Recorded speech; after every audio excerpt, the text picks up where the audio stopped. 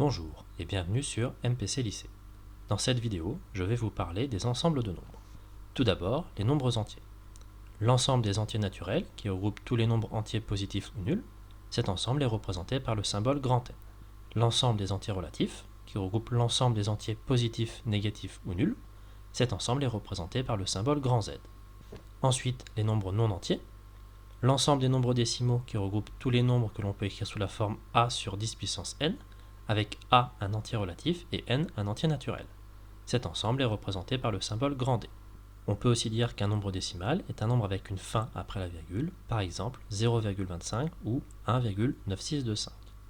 L'ensemble des nombres rationnels, qui regroupe tous les nombres que l'on peut écrire sous la forme a sur b, avec a un entier relatif et b un entier naturel non nul, cet ensemble est représenté par le symbole grand Q. On peut aussi dire qu'un nombre rationnel est un nombre sans fin après la virgule, mais avec la répétition d'un chiffre ou d'un groupe de chiffres. Par exemple, un tiers qui est égal à 0,33333, etc.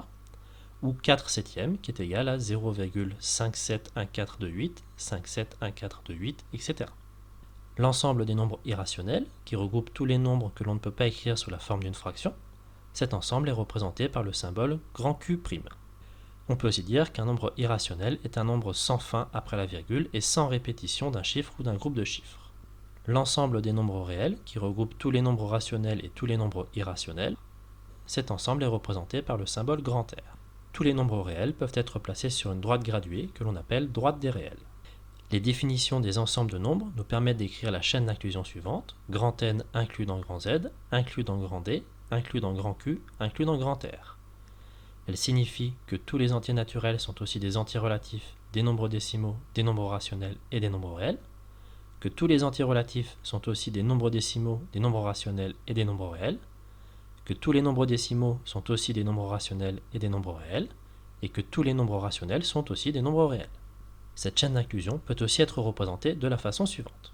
Voilà, c'est tout pour cette vidéo. N'hésitez pas à vous abonner, à laisser des commentaires et à poser des questions. A bientôt sur MPC Lycée.